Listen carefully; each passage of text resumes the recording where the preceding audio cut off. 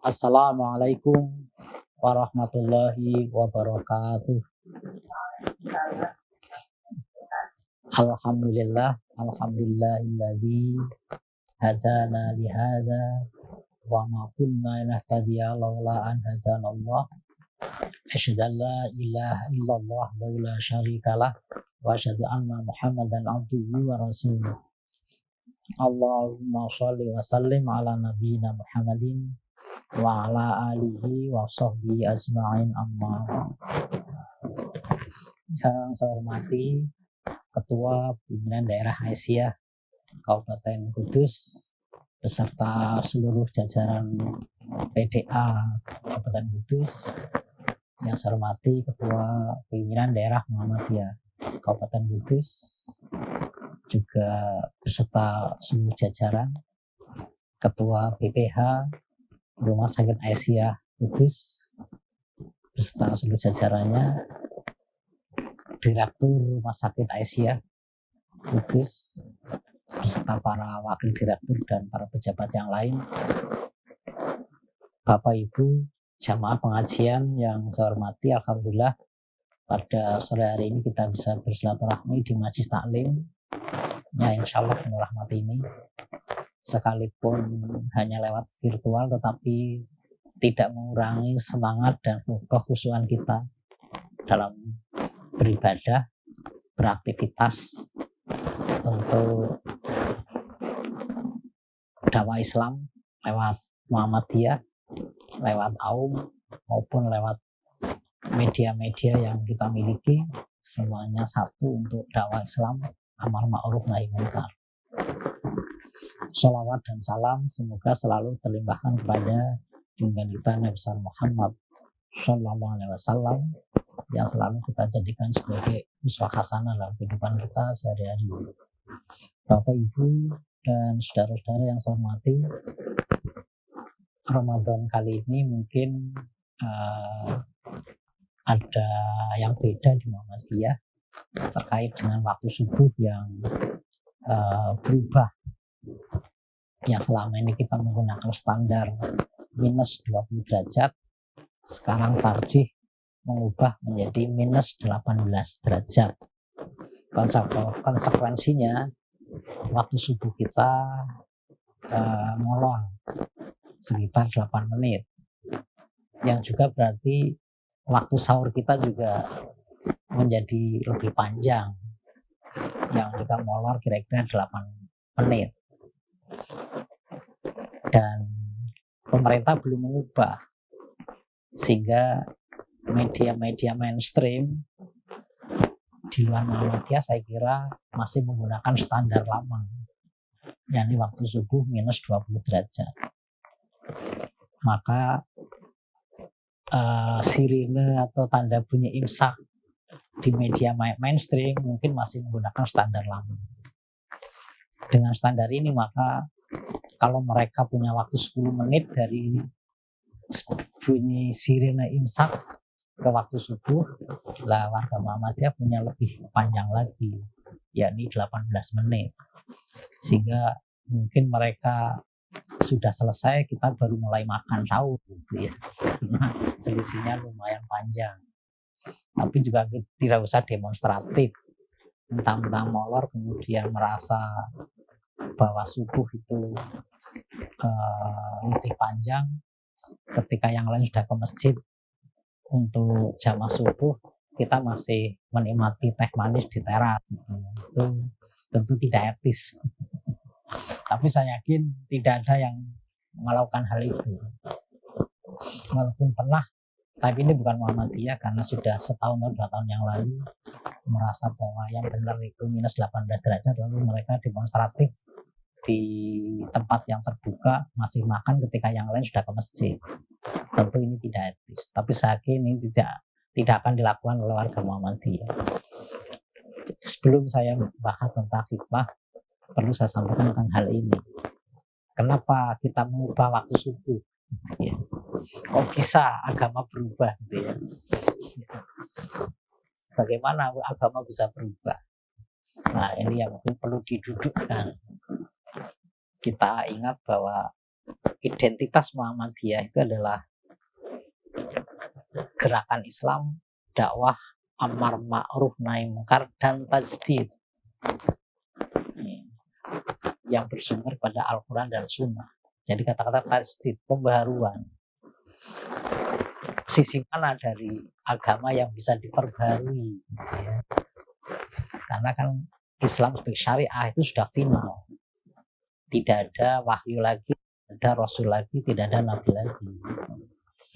Dalam surat Al-Maidah ayat 3 jelas Islam telah sempurna, sehingga tidak mungkin ada wahyu lagi. Dalam Al-Ahzab ayat 40 itu jelas Nabi Muhammad adalah rasul dan nabi penutup, sehingga tidak mungkin ada nabi lagi, sehingga tidak ada syariah baru. Syariah sudah sempurna, syariah sudah berakhir, dan syariah itu mutlak benar. Tapi kenapa mesti ada tajdid, ada pembaruan? Nah, disinilah yang perlu dipahami, Bapak Ibu yang saya hormati.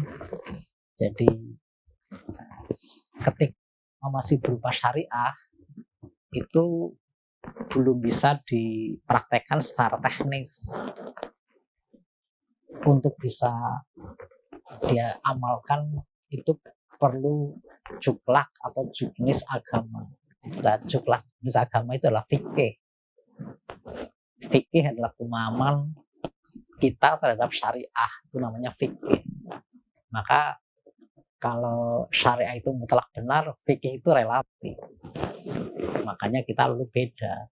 Kita subuh minus 18 derajat, yang awalnya 20, tapi NU tetap sampai sekarang masih bersikukuh bahwa waktu subuh yang benar adalah minus 20 derajat.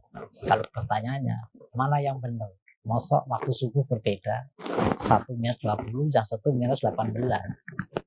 Inilah yang disebut fikih memang relatif. Sehingga apa yang diputuskan Muhammadiyah adalah hasil ijtihad. Sama juga apa yang didasarkan NU juga hasil ijtihad, pemikiran manusia. Mana yang benar? Semua sepakat. Di mana sepakatnya? Sama-sama wallahu a'lam bishawab. Nah itu ya. Sama-sama mengakui bahwa hanya Allah yang tahu. Artinya apa? Sebenarnya sama-sama tidak tahu kapan waktu subuh yang sebenarnya. Tapi juklak itu harus dibuat. Biar apa? Biar kita jelas kapan sholat subuh. Kalau tidak, kita bingung jam berapa kita subuh. Bapak Ibu yang saya hormati, tapi harus dipahami, Quran Sunnah tidak pernah menyebut angka, Bapak Ibu. Ya, Quran Sunnah tidak pernah menyebut angka. Nah, sementara manusia kalau nggak ada angka bingung. Maka Bapak Ibu kalau melihat jadwal imsakiyah itu yang muncul angka-angka. Itu nggak ada dalam Quran hadis. Ya.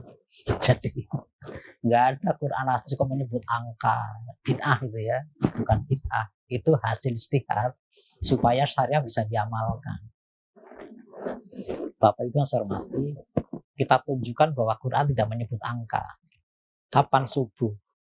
Subuh adalah sebagaimana terdapat dalam surat Al-Baqarah ayat 186. Penggalanya berbunyi yang sekaligus menjadi waktu imsak, yakni berbunyi a'udzubillahi minasyaitonirrajim, bismillahirrahmanirrahim, hatta yatabayyana lakumul khaitul abyadu minal khaitil aswadi minal fajri. Itulah subuh, sehingga kamu sekalian bisa membedakan mana benang putih dan mana benang hitam. Itulah fajar. Pertanyaan Bapak Ibu, apakah Bapak Ibu tahu jam berapa bisa membedakan mana benang putih, mana benang hitam? Nah, jadi kalau ingin sholat sesuai syariah, ya ini pedomannya. Jangan jadwal imsakiyah. Jadwal imsakiyah itu nggak ada dasarnya. Tapi kalau nggak pakai jadwal imsakiyah yang buatan manusia, kita bingung sholat subuhnya. Karena Quran tidak menyebut angka. Quran hanya menyebut hatta yatabayyana lakumul khaitul abyadu minal khaitil aswadi minal fajri. Atau Bapak Ibu ketika kamarnya gelap bangun tidur, suami istri, suami bisa mengamati jelas wajah suami, istri bisa melihat wajah suami, suami bisa melihat wajah istri, lah itu namanya waktu subuh. Ya. Dalam suasana gelap, ya, dalam suasana gelap. Nah terus kalau seperti ini tiap hari ya bingung. Itulah maka lalu ulama dengan ilmunya, baik ilmu falak maupun teknologi, kemudian mencoba sebenarnya jam berapa fajar mulai muncul. Diteliti dan dihisap, dihitung-hitung. Ketemunya selama ini kita kesimpulannya minus 20 derajat. Dalam perkembangannya, lo kok terlalu masih gase gitu ya. Ternyata minus 20 derajat kita belum bisa bedakan mana benang putih, mana benang hitam. Artinya ini waktu subuh perlu dikoreksi. Ini versi Muhammadiyah. Versi NU tetap tidak.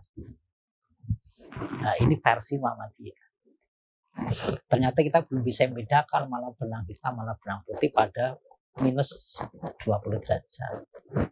Setelah diteliti ternyata menurut kesimpulan Muhammadiyah yang benar itu minus 18 derajat. Sehingga subuh kita molor 8 menit. Selama ini kita terlalu kasih. Inilah fikih, bisa berubah ya Bapak Ibu. Inilah fikih, bisa ditasdid, diperbarui. Sehingga dalam konteks fikih inilah ada prinsip al-islamu sholihun ala kulli zamanin wa makanin. Islam akan sesuai dengan perkembangan ruang waktu. Maka ternyata kita mengubah. Kenapa? Tidak sesuai, kita koreksi minus 20 menjadi minus 18.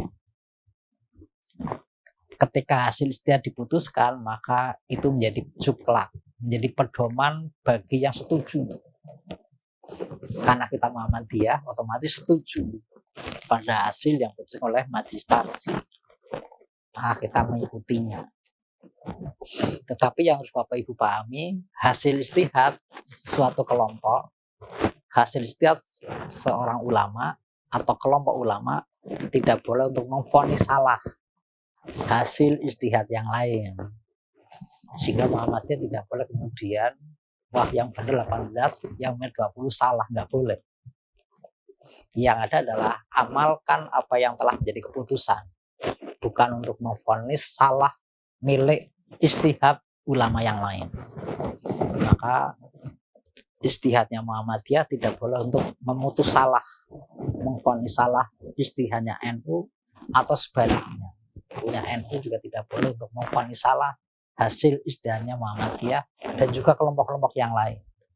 Yang ada adalah hasil ijtihad merupakan juklak untuk bagaimana mengamalkan agama. Bagaimana warga Muhammadiyah sholat subuh, yakni pada apa yang telah diputuskan oleh majelis tarjih. Walaupun faktanya ya sama aja kita dengan NU atau yang lain, karena apa? Sudah terbiasa molor malah sampai 30 menit kan molor kita. Sehingga faktanya sih tidak ada masalah. Tapi yang saya maksud adalah Bapak Ibu paham bahwa fikih bisa berubah. Yang tidak bisa berubah adalah syariah. Fikih bisa berubah sesuai perubahan ruang waktu. Sehingga waktu subuh bisa diubah.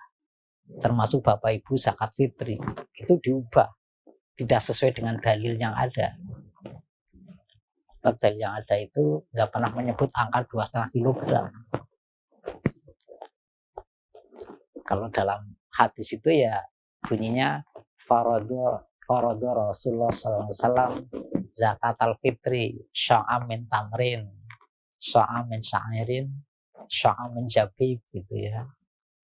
Bahwa yang namanya zakat fitri itu jadi telah memardukan sapa Rasul ing zakat al-fitri, zakat fitri menopo so'amin tamrin setunggal sok kurma, so'amin sairin setunggal sok gandum, so'amin jabib setunggal sok anggur kering. Jadi di situ ukurannya 1 sok, nggak ada 2,5 kilogram. Dari mana Bapak Ibu menemukan dalil 2,5 kilogram? Maka 2,5 kilogram adalah tafsiran Indonesia terhadap kata satu sok. Maka 2,5 kilogram itu bukan syariah tapi fikih. Maka bisa berubah, bisa berbeda. Tapi kalau Bapak Ibu tetap menggunakan satu sok, bingung umat. Kenapa? Tidak ada angka jelas. Satu sok itu kalau dalam kitab Fiqh Sunnah itu 4 mud. Lalu berapa satu mud? Satu mud itu 2 telapak manusia dewasa jadikan satu untuk menampung barang. Ini 1 mud. Sehingga Bapak Ibu zakat fitri cukup 4 ini. Nah, pasti kalau seperti saya sidik banget. Nanti panitia nanya loh kok sidik mana? Tapi itu 1 sok. Nah, kalau gini bingung. Maka lalu dirumuskan menjadi angka yang konkret sehingga umat menjadi jelas. Maka tafsiran 1 sok menjadi 2,5 kilogram. Tapi ini fikih, bisa saja beda atau berubah. Karena sekarang orang tambah besar-besar, jarinya panjang-panjang, mungkin 1 mud tidak lagi 4 mud tidak lagi 2,5 kilogram, mungkin 5 kilogram gitu ya. Bisa berubah. Ini yang perlu saya sampaikan Bapak Ibu. Kenapa Muhammadiyah mengubah? Karena memang fikih bisa berubah sesuai perkembangan ruang waktu, bahkan sesuai dengan perkembangan iptek. Teknologi telah membuktikan dalam pandangan Muhammadiyah kemajuan untuk mengetahui kapan fajar muncul. Bapak Ibu yang saya hormati, juga perlu dipahami kata imsak. Asyam itu al-imsak anil muftirat min tulu'il fajri ila ghurubi syamsi ma'aniyah. Yang namanya asyam adalah al-imsak, mencegah, menahan al-muftirat dari terbit fajar sampai terbenam matahari ma'aniyah yang disertai dengan niat.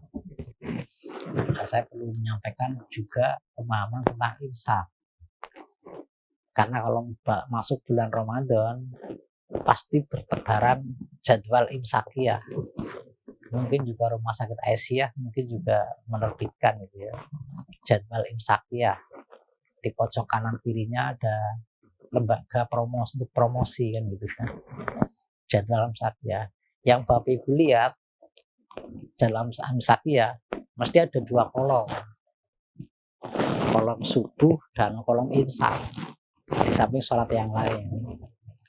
Dalam pandangan fikih atau syariah, yang namanya imsak ya subuh itu. Karena al-imsak anil muftir. Jadi kapan mulai tidak boleh makan minum, itulah imsak. Kapan itu? Subuh. Sehingga kolomnya mestinya kalau kita berpatok pada fikih itu ya subuh garis miring imsak. Bukan 2 kolom yang berbeda. Tetapi itulah Indonesia, bukan salah. Tapi betapa bijaknya ulama Indonesia dan mengambil prinsip ikhtiyat, hati-hati. Jangan langsung lampu merah, tapi perlu ada lampu kuning. Sehingga ketika sirine berbunyi masih ada waktu. Standar lama 10 menit. Masih bisa habis 4 gelas lah ya gitu untuk sampai lampu merah. Sehingga ulama Indonesia tidak salah memahami imsak dengan subuh, tapi ikhtiyat, hati-hati. Begitu bijaknya, sehingga ada rumus. Setiap Bapak Ibu lihat kolom subuh, kolom imsak, rumusnya sama, seragam. Apa itu? Minus 10 menit sebelum subuh. Jadi kalau misalnya subuh jam 4.30, maka imsak pasti jam 4.20. Nah, itu rumus matematika ijtihad ulama Indonesia. Karena lampu kuning jaraknya 10 menit sebelum subuh.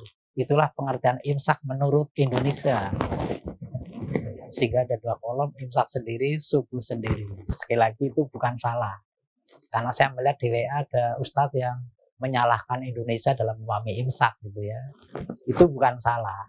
Tapi betapa bijak dan hati-hatinya ulama Indonesia.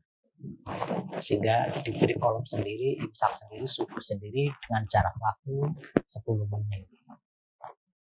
Bapak Ibu yang saya hormati, sehingga puasa adalah al-imsak anil muftirat min tulu'il fajri ila ghurubi syamsi. Mencegah makan minum al-muftirat dari terbit fajar sampai terbenam matahari yang disertai dengan niat.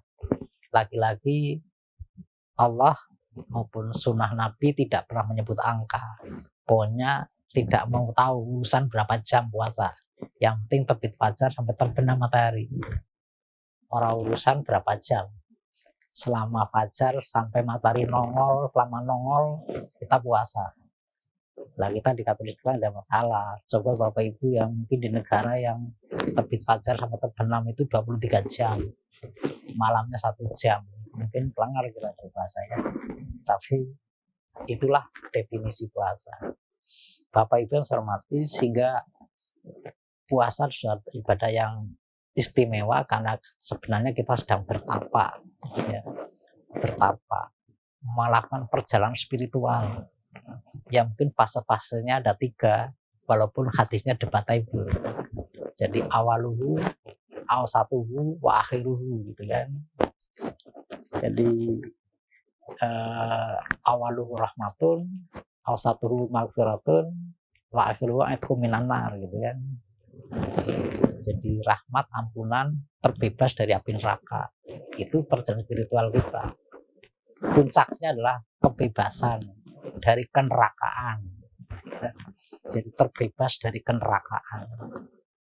Untuk sampai terbebas dari kenerakaan, artinya api-api yang membara dalam diri kita itu padam.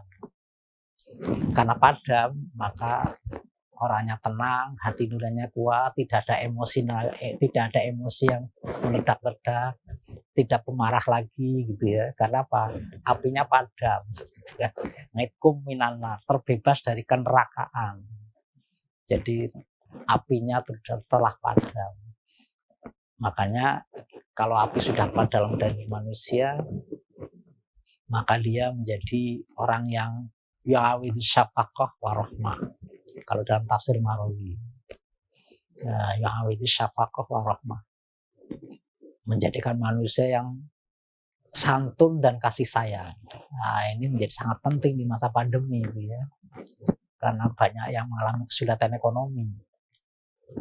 Berapa orang di antara kita yang mengalami pengurangan pendapatan masa pandemi, berapa orang di antara kita yang kehilangan pendapatan karena pandemi.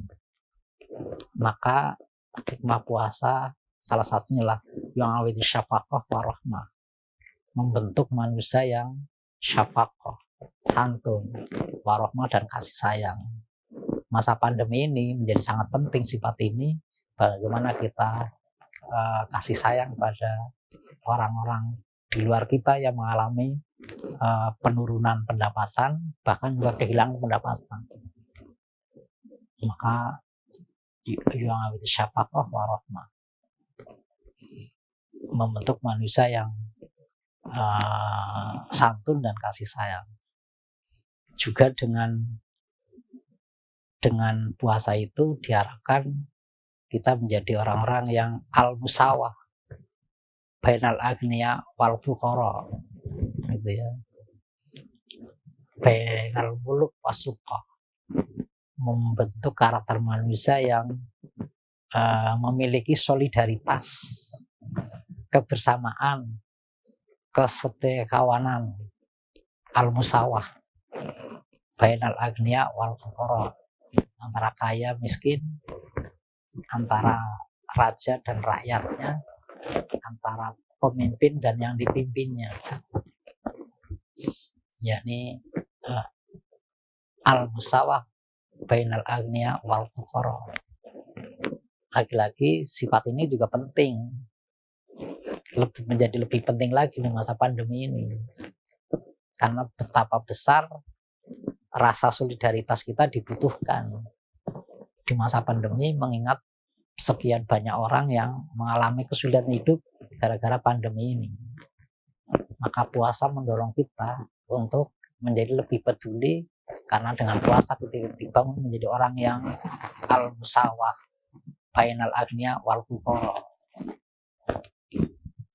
bainal muluk wasuqah, antara atasan dan bawahan, antara pemimpin yang dipimpinnya.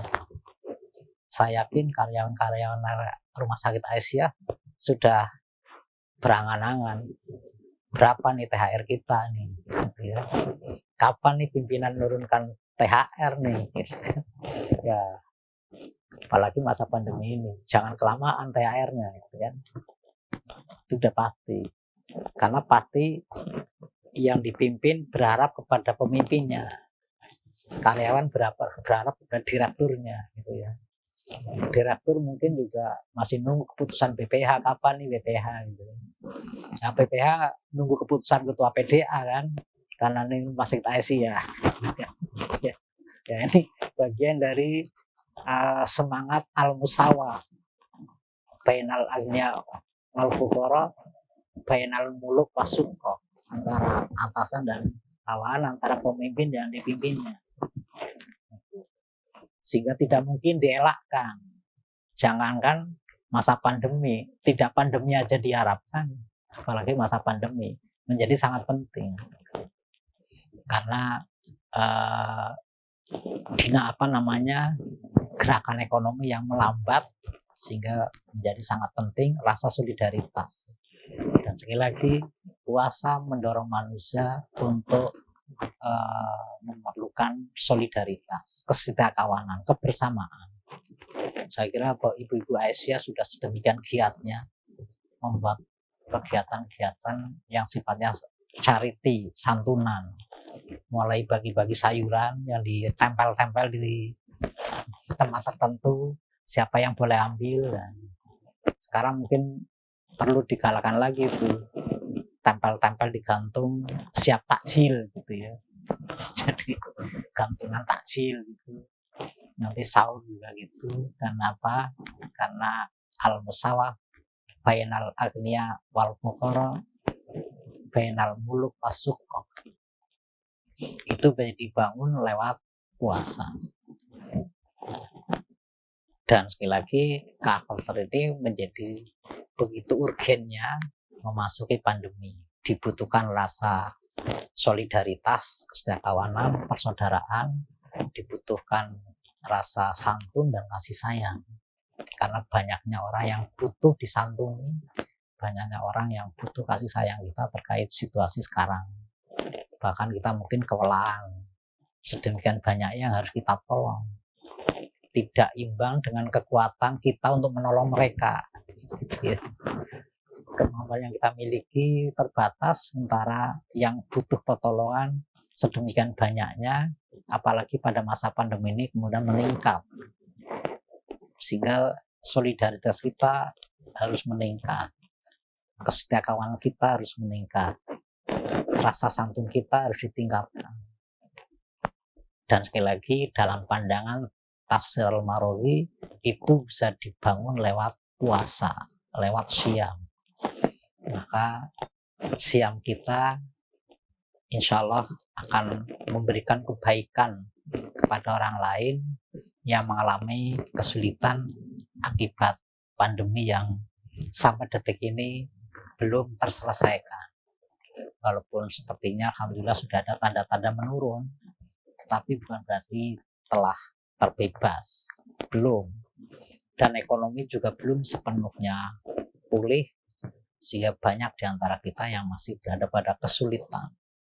Itu membutuhkan kesetiakawanan kita, membutuhkan rasa kesantunan kita untuk menyantuni mereka. Bapak Ibu yang saya hormati, Muhammadiyah sudah jelas membuat edaran bagaimana berRamadan di masa pandemi. Walaupun dan kita bersyukur edaran PP sekarang lebih longgar dibanding edaran Ramadan tahun lalu. Kalau tahun lalu nyaris bagaimana kita supaya salat tarawih di rumah, kalau sekarang edarannya sudah berbunyi tergantung situasi yang ada. Kalau di lingkungannya semuanya kuning hijau, silakan aja berjamaah tarawih, tapi yang merah supaya tetap di rumah. Namun demikian, bagi yang suasana zona hijau kuning, sekalipun berjamaah tetap menggunakan standar kesehatan. Karena apa? Dalam situasi pandemi, imam mungkin tidak lagi menyampaikan sawu sufufakum, saf yang rapat dan lurus, sebagaimana hadis Nabi, sawu sufufakum fa inna taswiyatas sufufi minta mamisholah, luruskan dan rapatkan saf karena lurusnya saf adalah bagian dari kesempurnaan sholat. Banyak yang tanya, gimana Pak Tasir kok sholat kita renggang, tidak sesuai dengan hadis. Saya jawab, ya namanya juga darurat. Darurat itu kalau dalam fikih kemudian mengambil prinsip darul mafasid muqaddamun ala jalbil masolih, kan gitu. Jadi darul mafasid, menghindari mafsadat itu diutamakan daripada mengambil kemaslahatan. Maka bukan keutamaan yang kita utamakan, tapi keselamatan. Maka terhindar dari COVID itu yang diutamakan daripada memperoleh kesempurnaan sholat dengan shaf yang rapat. Toh itu hanya kesempurnaan, bukan rukun sholat. Sekali waktu tidak sempurna kan juga tidak ada masalah. Sehingga jangan berdebat masalah shaf yang kemudian rapat jadi renggang. Namanya juga dalam kondisi darul mafasid muqaddamun ala jalbil masolih, sehingga mendahulukan mafsadat itu lebih penting dibanding meraih kemaslahatan dalam situasi darurat. Nah, kita terhindar dari penyakit itu yang didahulukan daripada meraih kesempurnaan. Ya mudah-mudahan ini tidak lama lagi sehingga Ramadan yang akan datang kita sudah dalam suasana normal, sehingga sholat shaf kita tetap rapat dan lurus, tidak seperti sekarang yang renggang sehingga menjadi tidak sempurna. Bapak Ibu yang saya hormati, dua tadi itu juga karakter yang dibangun oleh puasa yang saya kira penting untuk direvitalisasi di masa pandemi. Yakni al-musawah bainal aghniya wal fuqara, bainal muluk wasuqah. Yang kedua adalah yu'awil syafaqah wa rahmah, membangun manusia untuk meningkatkan tingkat kesantunan dan kasih sayang. Tapi itu juga masih ada sisi lain yang penting, walaupun ini tidak hanya untuk pandemi tapi universal, yakni dalam pandangan Al-Marawi kita dibentuk oleh puasa untuk menjadi orang yang yu'awidul insan al-khosyah mirrobi fisiri wal alam. Dengan puasa kita dilatih supaya merasa bahwa Allah selalu mengawasi dirinya. Dibangun rasa takut kepada Allah karena Allah tidak pernah lepas mengawasi dirinya. Jadi dengan puasa kita menjadi manusia yang selalu merasa bahwa Allah selalu mengawasinya. Karena merasa Allah selalu mengawasinya, maka tidak berani melanggar aturan-aturan Allah. Dia akan selalu jujur. Nah, jujur bisa dibangun oleh puasa. Sehingga Bapak Ibu nanti berhasil tidaknya puasa kita itu bisa dilihat dari tingkat kejujuran kita.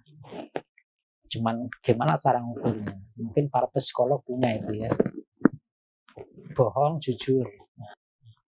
Nanti sebelum puasa bohongnya berapa, jujurnya berapa. Setelah puasa bohongnya berapa, jujurnya berapa. Tapi bisa apa enggak kualitatif seperti ini diujikan ya.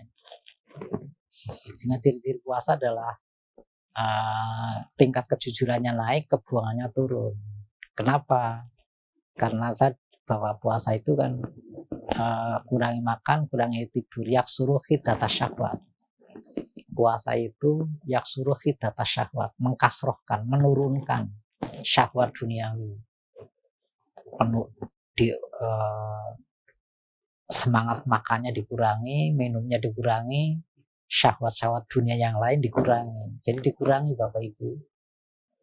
Yang biasanya makan siang malam sekarang hanya malam, sehingga dikurangi.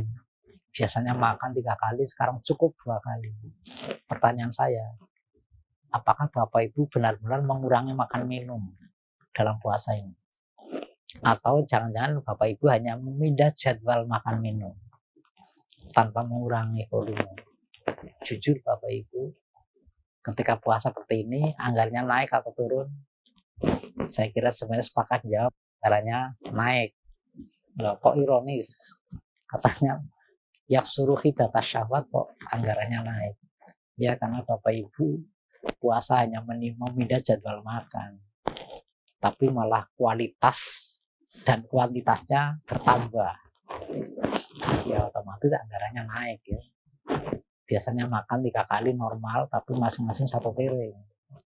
Ya sekarang 2 kali, tapi masing-masing 2 piring, saking lahapnya itu. Kalau buka sahur 2 piring kan mungkin 4 piring, sudah tambah 1 piring. Yang biasanya menunya cukup sederhana, sekarang menunya menjadi lebih berkualitas.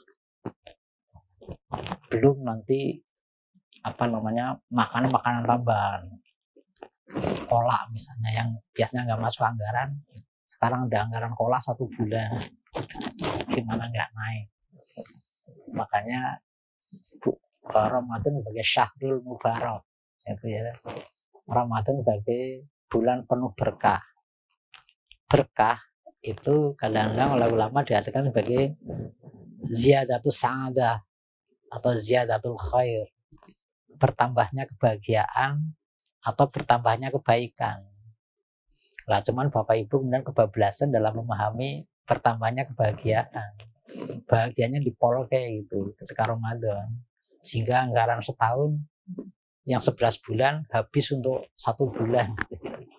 Akhirnya kemudian kebahagiaannya menjadi kebahagiaan yang hedonis, yang berlebihan secara jasmani, secara duniawi. Betul bahwa ini bulan kebahagiaan, tapi jangan kemudian kebahagiaan duniawi mengalahkan kebahagiaan ukhrawi, sehingga melampaui batas. Sehingga anggaran kita mestinya tidak perlu naik, pemerintah tidak perlu disibukkan untuk persiapan sembako, khawatir kurang akibat keras karena Bapak Ibu belanja yang berlebihan. Dan itu tidak utopis, tapi benar-benar, sehingga beberapa kali Ketua PWN dipanggil oleh Bank Indonesia menjelang Ramadan. Kita pikir Bang kok nggak manggil Ketua Ormas Islam ini mesti THR, tapi jangan salah paham, itu bukan THR Bapak Ibu, tapi Bank Indonesia akan berpesan pada umat Islam lewat pimpinan ormasnya, Ketua Muhammadiyah, Ketua NU, diminta oleh Bank Indonesia untuk menyampaikan pada jamaahnya bahwa masuki Ramadan Idul Fitri jangan boros. Karena faktanya menurut data keuangan bank, umat Islam itu boros masuk Ramadan dan Idul Fitri. Pertanyaannya Bapak Ibu, Idul Fitri misalnya, siapa di antara kita yang tidak mengambil tabungan? Semua terkuras tabungannya. Dan sekedar info saja, kata Bank Indonesia tahun lalu, Jateng DIY tabungan terambil itu sekitar 21 triliun. Ya, itu hanya 2 provinsi, Jateng DIY. Itu hampir sekitar 21 triliun. Bayangkan se-Indonesia berapa uang terambil. Pemerintah ketar-ketir. Sekalipun itu tabungan kita pribadi, begitu masuk bank itu menjadi modal pembangunan, menjadi investasi. Kalau begitu banyak diambil, mengkhawatirkan roda pembangunan, maka kita diundang BI untuk menyampaikan kepada jamaah warga Muhammadiyah jangan boros masuk Idul Fitri dan masuk Ramadan dan Idul Fitri.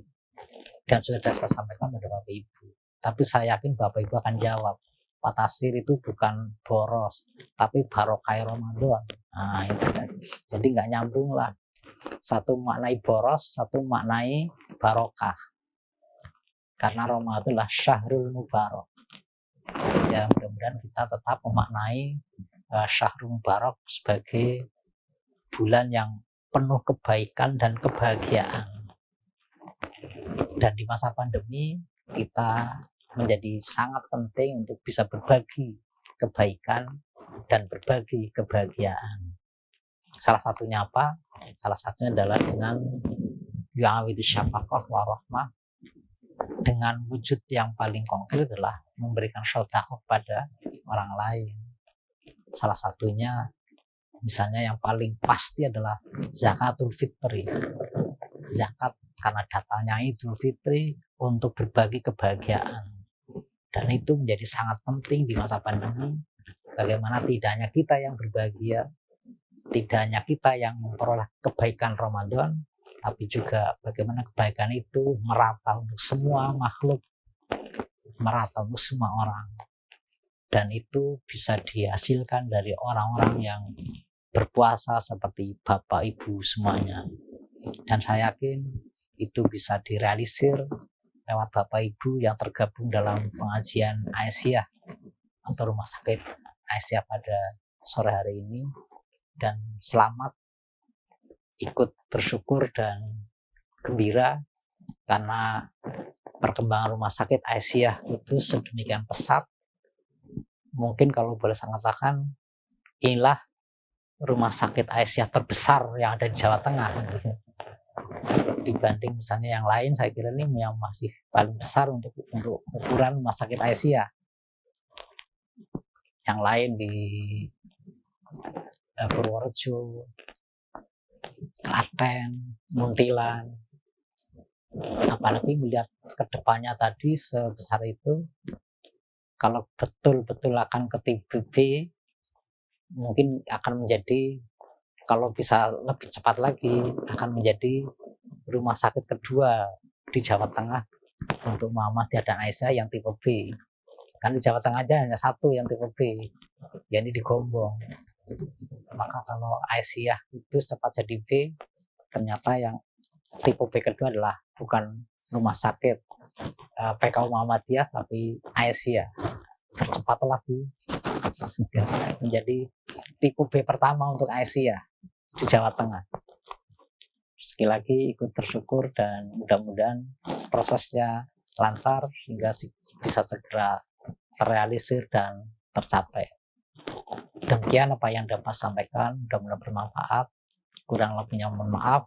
Wassalamualaikum warahmatullahi wabarakatuh.